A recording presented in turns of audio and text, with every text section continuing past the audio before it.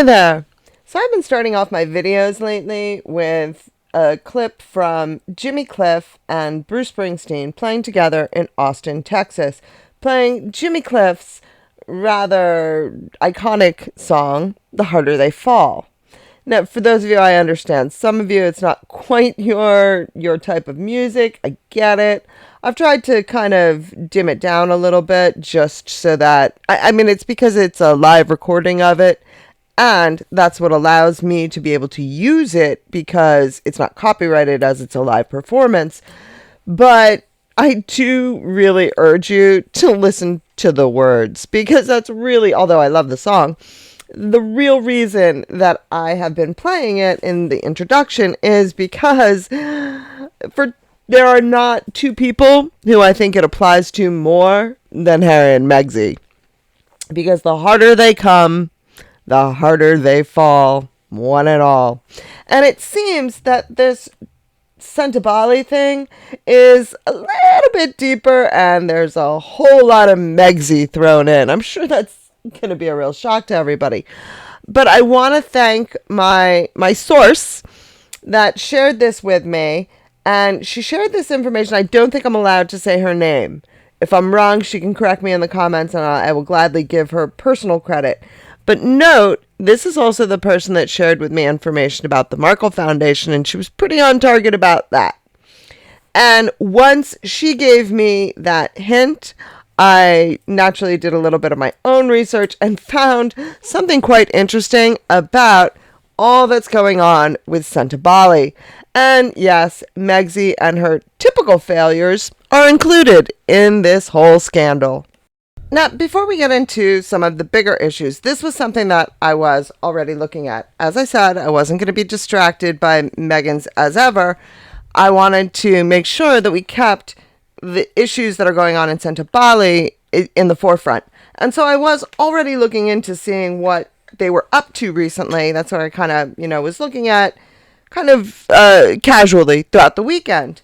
And I did find that apparently Harry is deeply depressed. Yes, the poor baby. He is depressed by the probe into his charity, Sentabale, and devastated that the foundation he started to honor his late mother has been ripped away from him. He loves the charities. This is what he wants to spend his life doing, and now one of them is gone, and in the most horrible way. A source told Paula Froelich of News Nation. Now, what I have to say again, why do we constantly hear that this charity is a link to Princess Diana instead of hearing why this charity is important as a cause to Harry? No, all we hear is that it's his link to, that he founded it because of his mother. Mommy dearest. Instead of hearing all this potential free advertising for the cause? No. Instead, we hear all about how this is another tribute of Harry's to Diana, just so that we don't ever forget that he is, in fact, Princess Diana's son. Because at this point, that's all he's got going for him. That wasn't enough, Harry founded the African Foundation in 2006 with Prince Sisio of Lesotho in honor of his mother, Princess Diana, who opened the UK's first HIV/AIDS unit at London Middlesex Hospital in 1987. Oh, he actually mentioned what the charity was about, tangentially. Princess, just in case anybody doesn't know that she was called that, also famously shook the hand of a man suffering from the disease. Sentabale, which provides comprehensive support for children and young people, including those living with HIV/AIDS, is being investigated by the Charity Commissioner after its chairwoman, Dr. Sophie Chanduka, accused the Duke of Sussex of harassing and bullying, which we all know he most likely did. The allegations came after Harry quit as the charity's patron, citing unrest between Dr. Sophie and the Board of Trustees.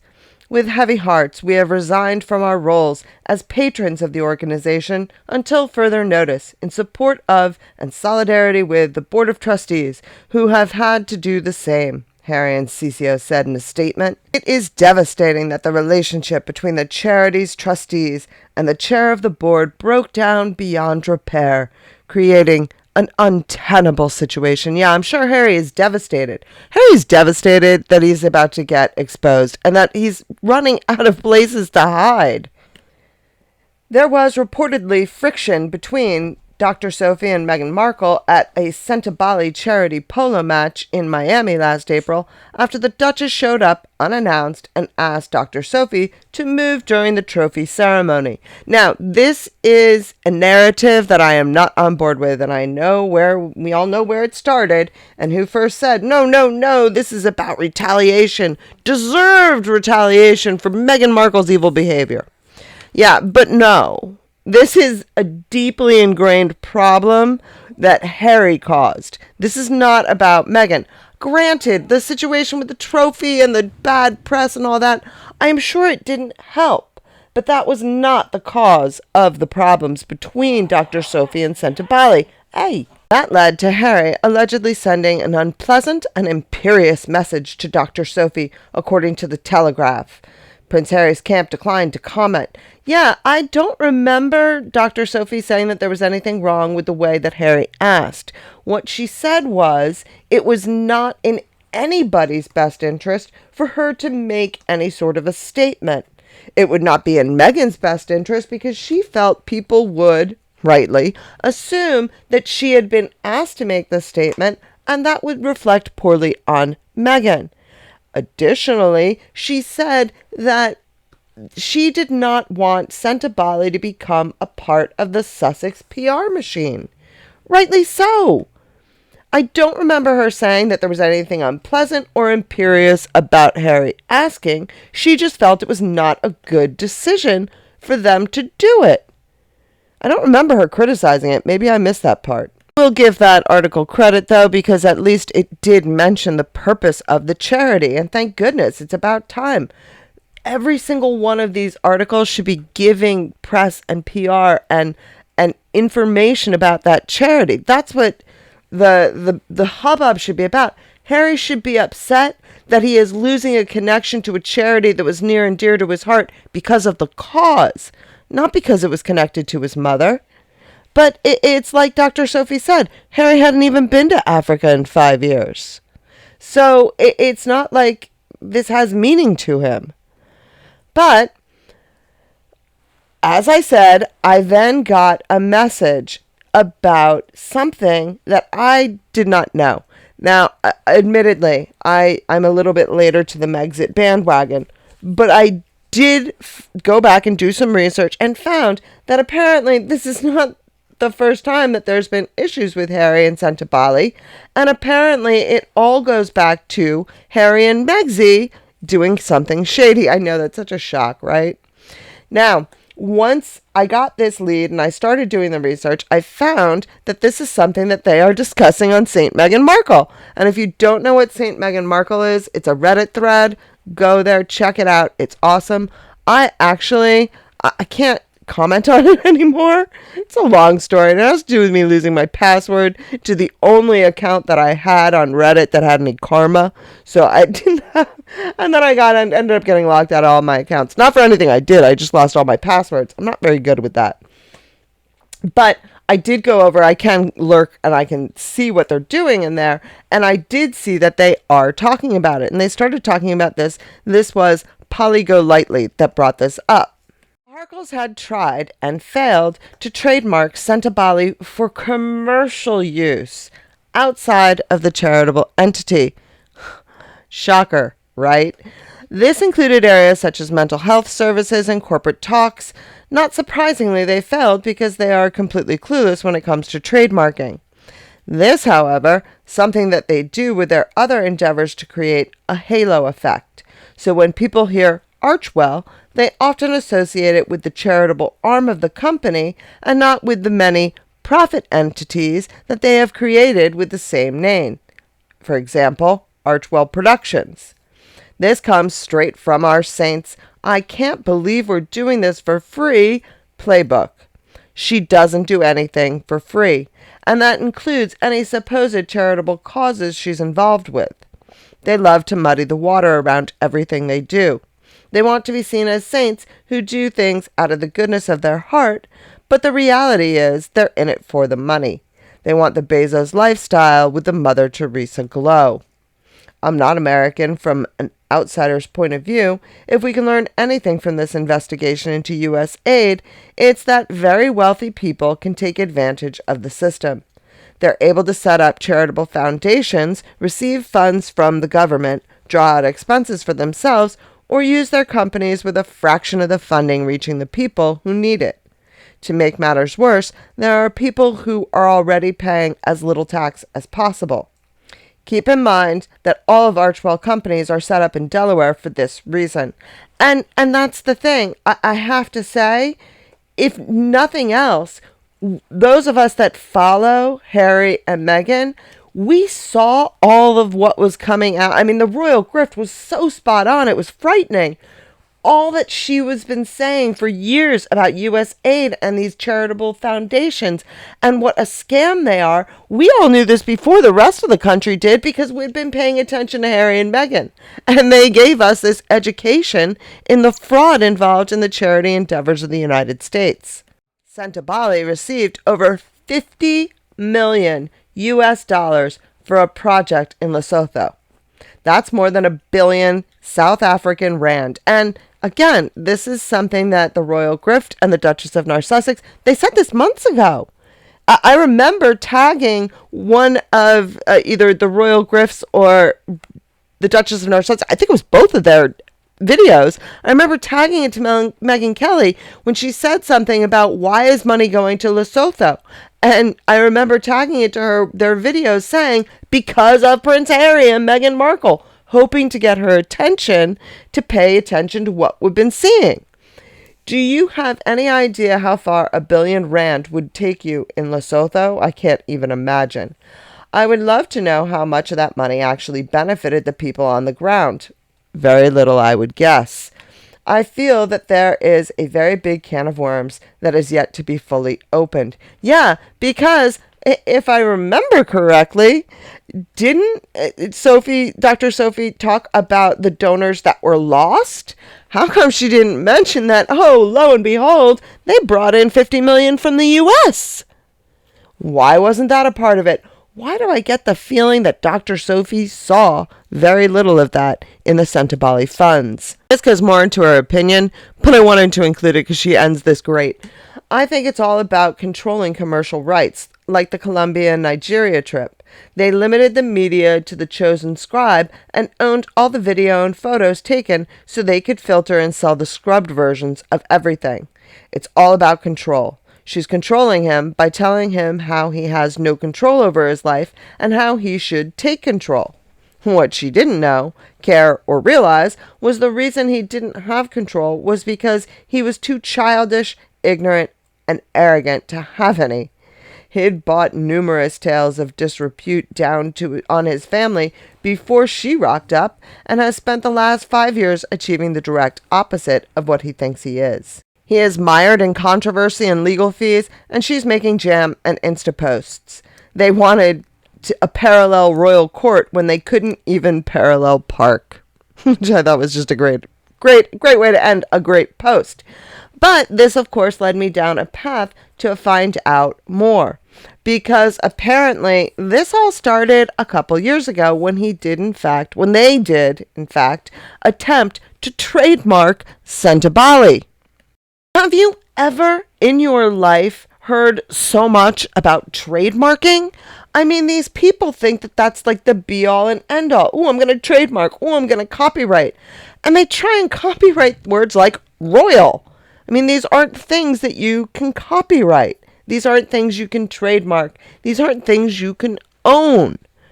I hate to bring it up, but apples and trees, much like, Thomas Markle Jr., can't seem to comprehend the concept of Fair Use Act, and that people can, in fact, comment on his presentations because he is a public figure, and if he puts it out there, we can comment on it.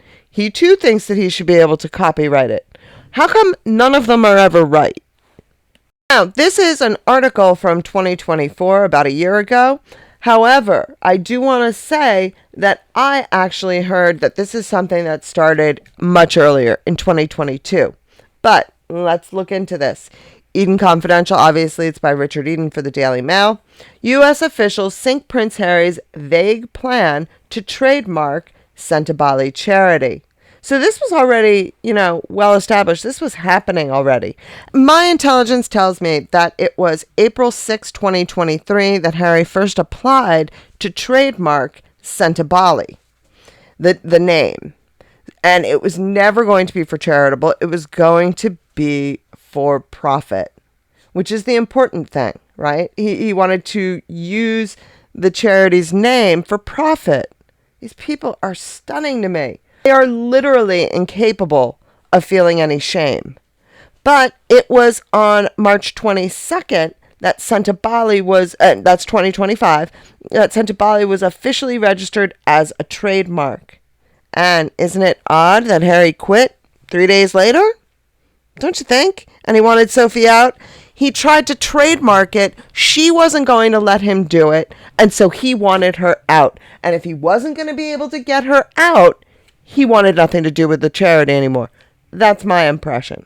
Now, you add on top of that the fact that we are pretty sure, I'm pretty sure, I hope you are, that there's some shady things going on that Harry was trying to do with Sentabale beyond this, with the money cleaning.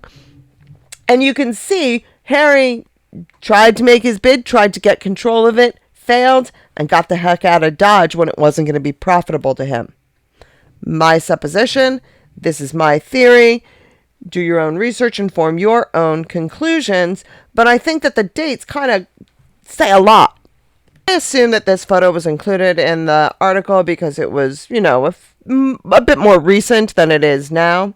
But I had to include it because, my goodness, what is this woman wearing? I mean, I have to wonder. I understand that we have all heard that, she likely gets clothes for free and she's merching them and, all that stuff.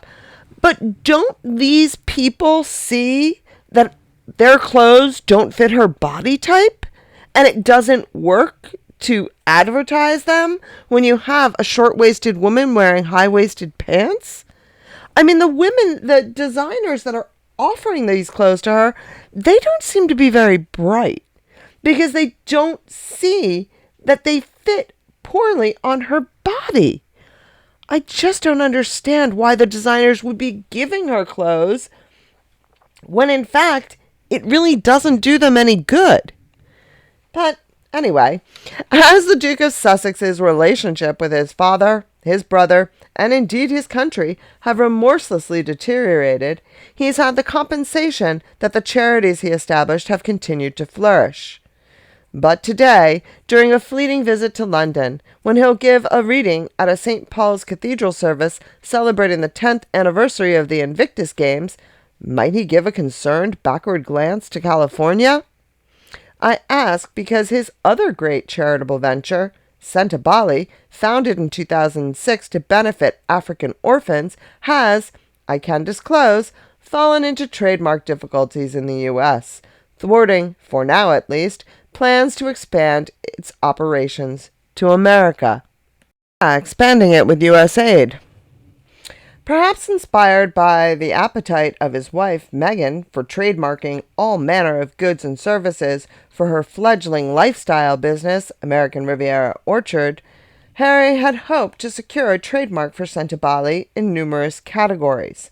Among these were mental health care services and psychological and mental health counseling services, not to mention provision of immunizations, campaigning, and organizing of conferences, seminars, courses, workshops, and other events, and production of audio and or video recording. Now, I sure am interested in that campaigning. Aren't you? Very interesting, right? But the fact that all of those things, I feel like they're just throwing spaghetti up against the wall and seeing what's going to stick. They're going to take as many different categories as they can. So whatever it is that they manage to finagle from someone, as, you scratch my back, I scratch yours, whatever they manage, they have a charity or an organization that they can use to funnel the money. I'm sorry, that's my opinion. Do your own research, form your own conclusions, but that's how I see what they're doing. But the U.S. Patent and Trademark Office, while acknowledging that it has unearthed no conflicting trademarks, has given the application the thumbs down. In a detailed ruling, it points out that many, if not quite all, the categories are inadequately defined, littering its letter of refusal with the phrase "considered too vague" inserted alongside category after category. Also rejects the use of "and/or" as a term generally not accepted. I am sorry. Guinness is all hyped up tonight. He just had a bath, so he wants to play. Explaining that these deficiencies must be rectified in a second attempt, made within 6 months, it says, pointedly, an application must specify in an explicit manner the particular goods and services on or in connection with which the applicant uses or has a bona fide intention to use the trademark in commerce. So let's put all of this into context, because this came out just before they went to Nigeria. Then they go to Nigeria and they come back from Nigeria, and you have Gavin Newsom out there saying their tax documents aren't in order. And simultaneously, wasn't it about a month later that we find out that the Arrow trademark isn't in order?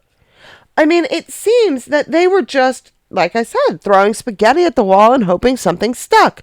And nothing is sticking for them because they're not doing anything properly. I mean, these people have to have attorneys. These must be the worst attorneys on the planet, that they don't help them do this properly. I understand that Megan is a control freak and she's a hothead and she's going to, be convinced that she knows the right way to do everything and she's not going to listen to anyone. But at some point, they have to have attorneys saying, no, this is how it's done. And it doesn't seem that they have even that. Not to mention the fact that the number of shady dealings that these two have their hands on, again, I want to avoid this, but I keep going back to it. At some point, the palace can't keep pretending that they either didn't know this was happening, in which case they were remiss, because they should know. They should be keeping track of what Harry's business dealings are for their own protection, to protect their own image. They needed to have a handle and they needed to know what was going on. And if they did know and they didn't do anything about it, then they're complicit. And I keep trying to avoid saying it, but the more and more that comes out, the less and less that I see a way that the palace isn't guilty of mismanagement at the very least. And honestly, with Lady C coming out right away and saying, no, this Dr. Sophie's doing this because Megan's a bitch, I almost see like that was spin. Let's get them thinking this is all Megan's fault. It's going to be easy to convince people of that. And then no one will look further to see whether or not this is Harry's fault and the palace's fault and a problem with serious financial mismanagement with Sentabale. I mean, I don't know. Maybe I'm reading it all wrong, but I just, like I said, I keep looking for a way to keep the palace out of it, but I'm not finding it. I read it a couple days ago, and I really stand by it. I could see that this whole Sentabale thing could be kind of the catalyst to start to really just topple their house of cards. I mean, I almost feel like Sentabale is kind of their it's all of their different schemes they try with Sentabale. Now, they've also tried it elsewhere. They've tried it with Archwell. They've tried it with Era. They've tried it with Invictus. But it seems that Sentabale might be the one where they've tried all the schemes. And so as you start to dig into it, I think you could really start to uncover all the different things that they are doing. I mean, you let me know. What do you think? I think this could be it. This could be the thing that starts to topple them completely. And sadly, I hope that the monarchy comes out of it. I really do. And I'm really starting to doubt it. So, let me know what you think down in the comments. I look forward to hearing it. Thank you very much for listening, and I hope you have a great day filled with love, laughter, and of course, dancing. Dancing in